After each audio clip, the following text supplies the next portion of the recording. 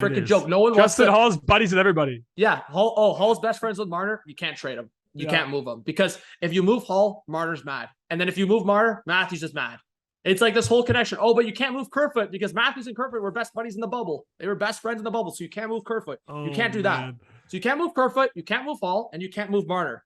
Tavares is on a no move clause, and Austin Matthews is the franchise. So sorry, Nylander. Oh, don't forget Muzzin's buddies with everybody too. We can't move Muzzin because he's buddies with Justin Hall. And then Clifford's buddies with Muzzin, and Muzzin's buddies with Marner, and Clifford and Marner hung out one time at the Cottage, so you can't move them either. Everyone, you can't move them. Okay, one more thing quickly on personnel from me. Yeah. I am so done with I'm sorry. I'm so done with Alex Kerfoot. I'm just done with this guy that everybody advertises as a Swiss Army knife that can play on every line, that can play with everybody. If he was that good, he wouldn't be moving around every line, every game. Like that's as simple as it is to me. Yeah. Like he is Mr. Oh, this line's struggling. Let's plug him in there because he'll help rejuvenate them. And then like he's all good for his speed and he's got skills that are valuable. I'm not saying he's wasted out there, but I just am done with the look of it. I'm just done with it. Yeah. We just need a fresh look. That's another piece you could get a fresh look at. Like, there's so many problems. Like, they got to make a move. And I think the whole thing too is like, I'll just say two things, then we'll just quickly address like who we think's on the hot seat, the move that we think is going to happen, and then just a couple moves, and then we'll go into our guest appearance from Don't Be Sod. But okay, so just quickly, yes, I think they don't want to make a move like that, a significant move, because they don't want to repeat of what happened with Kadri.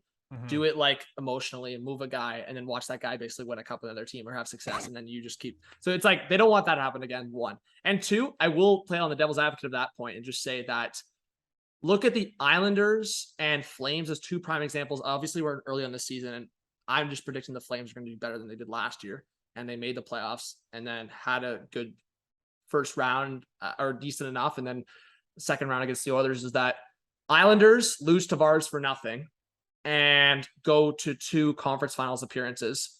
And I think at the end of the day, we can look at that and go, if they had Tavares over like the contracts of like Clutterbuck, Martin, and a couple of the other guys, maybe the Islanders go to the cup final. Maybe they win a cup with Tavares. But my point is, and Islanders fans are going to eat this up right now that I'm saying this, is the Islanders did so well without Tavares, losing Tavares for nothing. And we just kind of alluded to like, you're going to probably lose a trade like that regardless. But it's like sometimes just that shakeup that everyone kind of went around like losing Tavares, and the Islanders look at the appearances they had. And then look at the Flames, man. Like they lose Gaudreau and Kachuk and they're having the best start, like losing Johnny and Kachuk, and you're having the best start ever. And the Sabres, they lost Eichel. They feel rejuvenated over there. Like, so I mean, it's just sometimes like on paper, it looks like the Sabres lost that trade, but you get Tuck, who's a homegrown boy, like ready to go, looking great with the Sabres. You have Krebs, like you have guys. So yeah, I think on that point, it's huge. So let's quickly just wrap it and say, guys the Leafs could trade for. Like, is this a massive, like, are we going back to that? So we're about to bring on Don't Be Sod. So this is relevant to the conversation. Like a Patrick Kane. Is that who you go for? Or is it like more realistic where you look at other guys for defense options? Do you look at a Jacob Chikrin? Do you look at like a Severson with the Devils? Like, I'm just going through kind of my list in my head here. I know I saw someone on TikTok throw it out, and I suggested early in the seasons, like the Ducks, you just played the Ducks. Do you look at a team like the Ducks that have a couple defensemen, or even a couple forwards, like Maxime Comtois was on the 4th line the other night, or like, do you have any other names in your head? Like, are they going big, or are they just going for like a defenseman? Like Severson's a rental, so are we just giving up a 3rd or 2nd, or what's going on there? Well, I think it really depends. Are we talking we're trading a blockbuster player, or are we talking we're moving some chess pieces around? If we're moving some chess pieces around, I think a Severson is a good one to shout out. Or like a Chikrin. But if we're talking like Mitch Marner's getting traded, I mean, everything's on the table. And if the Rangers are down, I mean, like some Keandre Miller type package. I know it'd have to be a lot more to get Marner, but like something like that, is enticing. But as far as who's going out the door for the Leafs, I think it's obviously Justin Hall and Alex Kerfoot are the number 2 names based off cap hit. And I don't know how they're both still here. I wonder if they'd make 1st. I wonder if they make another trade with Seattle. Because like I'm looking at 3 defensemen there: Soucy, Alexiak, and Larson. I already talked about it in the offseason, but like those are options there. I'm still holding on to the fact that like Max Domi could be an option. If they trade with the Hawks, like maybe it's not Patrick Kane, maybe it's a Max Domi, because like Talk about a Swiss Army knife of a guy that can play center and wing and have a little bit of an edge. Or like a Connor Murphy. Yeah, in Chicago, I wonder if they like make a different trade with the Hawks. I mean, yeah, I would take Murphy if Hull and Kerfoot were going the other way. I mean, he's not, to me, he's not the great. I don't think he's great on the analytics either, but it's like a right shot guy. I think I'll take him over Hull any day of the week. But yeah, okay. So let's wrap our predictions here. So who do you think right now? What's the first move that's going to drop? Is it Keefe getting fired? Dubas getting fired? I don't think they're going to fire Shanahan in season. I don't even think they'd fire Dubas in season. I can't believe we're here. I can't believe we're here. No, I can't believe we're here. But is it one of those three things? Is it a major move or a minor move?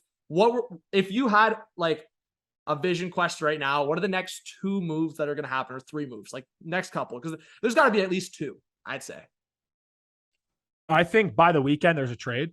Yeah. I really do, because I'm shocked there wasn't one already before this Flyers Monday game morning. tonight. I thought we were gonna get one. Yeah, I think there's a trade by the weekend for a defenseman, and I think if the Leafs were to lose 3 of the next 4 between Flyers, Bruins, Hurricanes, and Vegas, that could happen. That's possible. If they were to lose 3 out of 4 of those, I could for sure see a Keefe firing, a coaching change.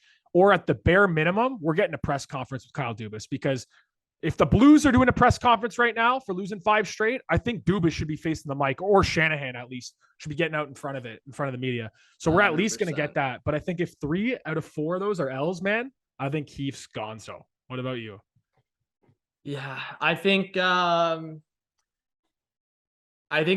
deal, like at this point, I think the Hull one's got to happen. And I'm not even saying this on the lens of like how I felt about Hull the last couple of years. It seems like a great guy off the ice. And I honestly, people might think I enjoy ripping guys, but I really don't. And it seems like he's a good guy off the ice, but like, it's actually atrocious on like what we're watching on the ice. It's like, to me, I laugh that there's even people still out there defending it, but like, I'm more just kind of settled on that topic right now and feel less inclined to just focus on Hull rather than the whole team, because at this point, it's so obvious. Like, let's not be stupid. Just watch the games. Like, let's just not be dumb. Like, at this point, I don't have to convince anyone anymore. Maybe a month ago, maybe last year, I was convincing people of this. It's not even a hot take. It's not even a regular. It's such a, you don't even have to be a hockey fan to watch it. Like whoever I'm watching with, I've watched with different people like this season so far, and they're like pointing out number 3. It's not hard to point out. It's really not obvious. It's obvious. So anyways, yeah, I think one of those guys, Hall, Kerfoot, I'm with you. So hot take question. Do you have to retain cap to trade Justin Hall, or what is that? Like, if Ethan Bear is getting like a 5th round pick, like what the heck can you get for Justin Hall?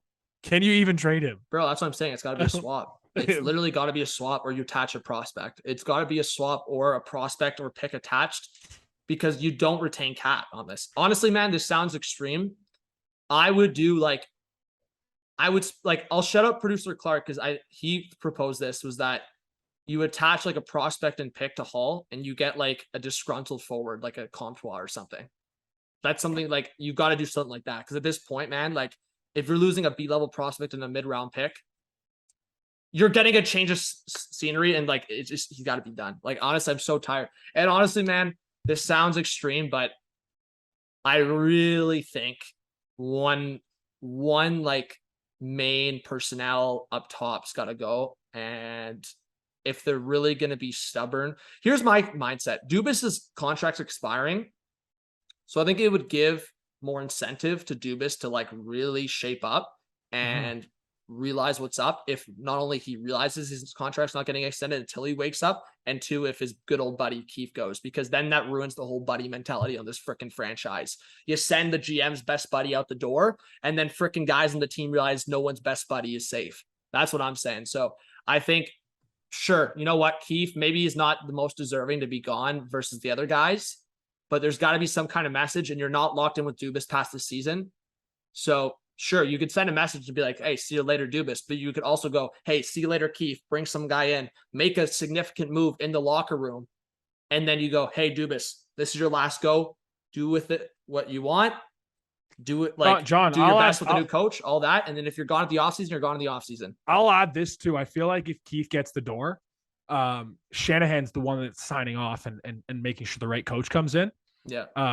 And I'll go further than that and say that I still think if Keefe gets the door in midseason, Dubas is probably not coming back because Dubas and Keefe are tied at the hip. And if Keefe goes down, I think Dubas is going down. I think the Leafs will either just elect not to offer him a deal, or they're not really gonna. So what a mess. So Keefe leaves, Dubas leaves, best buddies. I guess Matthews is gone. Yeah, that would be a crazy mess. That's why they need to turn this thing around, man. They got to right this ship somehow.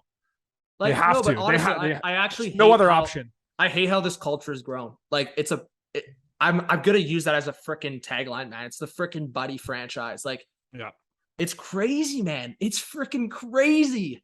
Like, I actually can't, like, you know what? For the freaking clips on Twitter and all this stuff, people love it. People love Marner doing the 10 wins to Jack Campbell, all these things. And then when friends leave, it's all sad.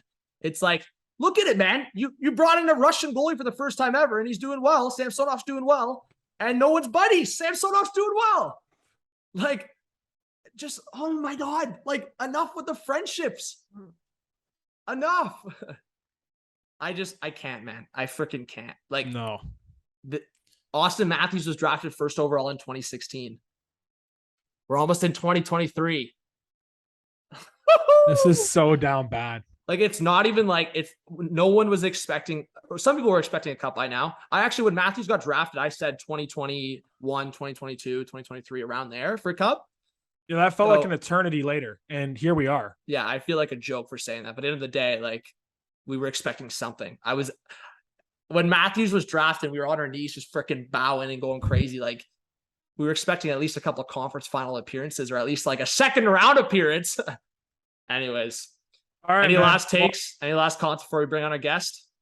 Let's just say, as we transition to don't be sod 20, I think Patrick Kane has zero chance of coming to the Leafs now. I mean, at this current juncture with where they're standing, there's no way they're making that deal. They need defense help more than anything. We got to ask them though, eh? Yeah, we'll ask them still. All right. Let's bring on Don't Be Sod, and we'll